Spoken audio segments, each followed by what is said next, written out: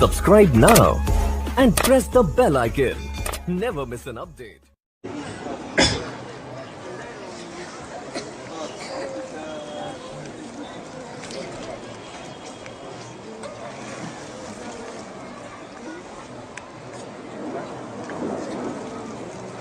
تو بات یہ ہے کہ تصوف فقہ اور تصوف یہ جدا چیزیں نہیں ہیں. کیا ہے؟ اب یہ ہوتا ہے کہ بعض اوقات ایک بزرگ ہے وہ چلہ کشیاں کر رہا ہے اللہ تعالیٰ اس پہ اصرار کھولتے لیکن احکام کا ہوتا ہے. ایک مفتی آتے ہیں وہ کتاب دیتے ہیں احکام، اچھا اس کو یہ کہتے، اس کو یہ کہتے، اس کو یہ کہتے، اور عالم کو جلدی یہ چیز منتقل ہو جاتی ہے، اس کو علم جلدی منتقل ہو جاتی ہے. عالم کو تصوف جلدی منتقل ہوتی ہے اور صوفی کو علم جلدی منتقل ہو جاتا ہے. بس اتنا سفر، کیونکہ جو محنتیں انہوں نے کی ہے، ایک اس رخ پہ چلا ہے، دوسرا اس رخ پہ چلا ہے. جب آمنے سامنے ہوتے ہیں تو اس پر مولانا روم رحمۃ اللہ علیہ نے ایک عجیب مثال دی تھی کہ دو معمار تھے، ایک چین کے معمار تھے اور ایک یونان کے تھے. کیا تھے وہ؟ تو دونوں نے عمارتیں بنائی. ایک نے نقش و نگار بڑے خوبصورت کر دیے اور دوسرے نے چھپایا، اس نے صرف چیز بنائے اور اس کے صرف صفائی کرتا ہے. جب دونوں نے موقع پر آ کے کھولا تو جس نے وہ نقش و نگار بنائے تھے اور جس نے صفائی کی تھی، ان نقش و نگار کے سارا کا سارا عکس اس پہ پڑ رہا تھا، اس سے زیادہ خوبصورت نظر آ رہا تھا.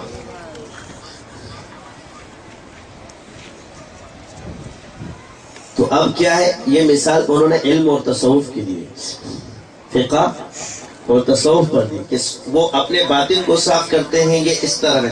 تو جب آمنے سامنے ہوتے تو ایک دوسرے کو چیز منتقل ہو جائے. تو ایک ظاہری علم سیکھ رہا ہے اور ایک باطنی علم سیکھ رہا ہے. ایک اسرار سیکھ رہا ہے اور دوسرا. تو اس چیز کے بعد جب یہ آپس میں آتے ہیں تو سامنے جب ہوتے ہیں تو پھر پتہ چلنا شروع ہو جاتا ہے، اور یہ ثابت بھی ہے. تو اس کو کہتے ہیں نور علی نور، جس کو دونوں، ہمارے اکابر کے پاس دونوں سندیں، ایک نہیں ہے. اب آپ حیرت ہے، جب آپ تصوف پہ رد کرے تو آپ نے تو حضرت علی کی سند پہ رد کر دیا نا، ابو بکر صدیق پہ رد کر دیا. تو اگر آپ کہتے ہیں جی طریقے ثابت نہیں، تو اس طرح علم کے بھی کوئی طریقے ثابت نہیں ہے. سند ثابت ہے، جب تمہاری سند معتبر ہے تو ان کی سند بھی معتبر ہے. تو ہم جس چیز کے عالم ہیں آپ ان کے سے بات کرو. اب یہ ہم نے بھی پڑھ لی.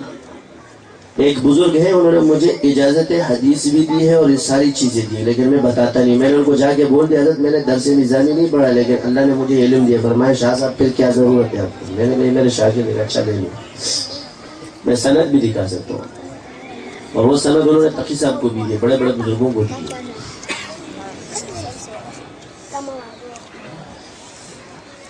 بات یہ ہے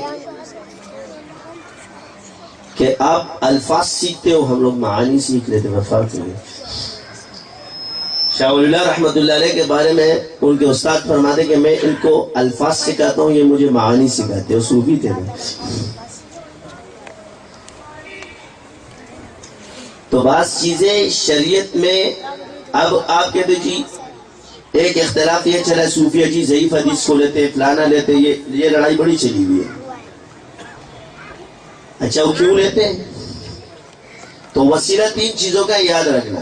ایک وسیلہ کشف کا ہوتا ہے اور ایک وسیلہ اسماء و رجال کا ہوتا ہے. دونوں ضمنی ہیں.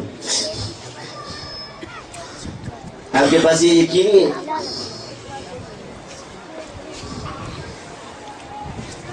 تو ہر محدث نے اپنے اصول لیے ہوئے.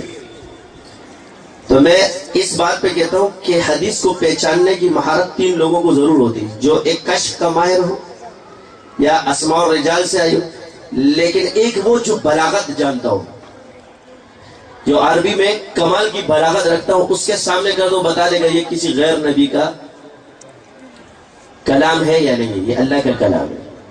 اب عمرہ و قیس تو مسلمان نہیں تھا نا، مگر اس کے جو آشار ہے اس کو اللہ کے کلام نے توڑا, مخلوق عاجز آ گئی تھی.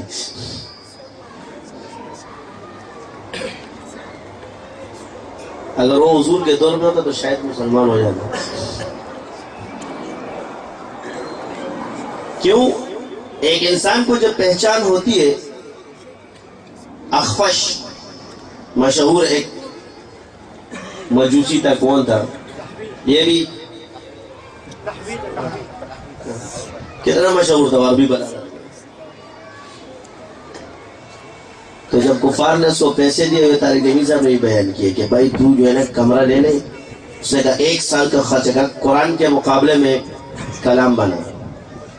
کہا اس نے 1 سال محنت کی, اور جب باہر نکلا تو ایک بچی قرآن کی ایک آیت پڑھ رہی. تو کہنا اوہو میرے کلام کو تو ایک آیت کھا گئی. تو ماہر تھا, تو اس سے اوپر کی جگہ اس نے کہا لا الہ الا اللہ محمد رسول. اسی طرح ایک جادوگروں کے بارے میں یہ آتا ہے کہ حضرت موسیٰ علیہ السلام, مفسرین نے ایک بات یہ بھی بیان فرمائی کہ انہوں نے اسلام لانے کی وجہ یہ بھی تھی کہ انہوں نے لباس پہنا, لیکن ایک وجہ دوسری بھی ہے جو اس پر کی کہ جادوگر اتنے ماہر تھے کہ ان کو پتا تھا کہ کسی بے جان چیز کو جادو کے ذریعے جاندار نہیں کیا جا سکتا. لیکن موسیٰ علیہ السلام نے جب عصا پھینکا تھا تو وہ بے جان سے جاندار بن گیا, لگا یہ موسیٰ کا رب کر سکتا ہے, کیونکہ ان کے علم سے اوپر کی چیز آ گئی.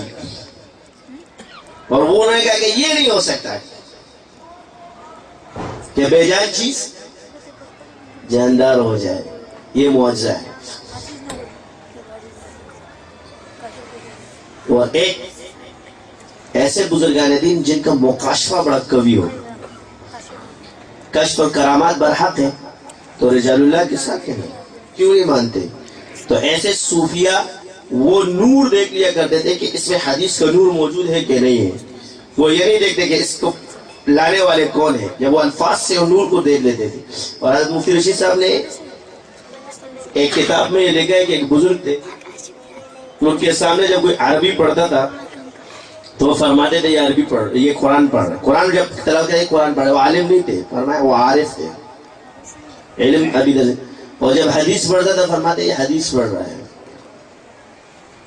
اور اگر کوئی ایسی عربی پڑھتا کہ ایسی عربی پڑھ رہا ہے, تو کسی نے پوچھا آپ کو کیسے پتا چلا؟ کہا جب کوئی قرآن پڑھتا ہے تو اس کے منہ سے سورج کی طرح روشنی نکلتی, تو میں سمجھ جاتا ہوں یہ اللہ کا کلام پڑھ رہا ہے. اور جو حدیث پڑھتا ہے تو اس Subscribe now and press the bell icon. Never miss an update.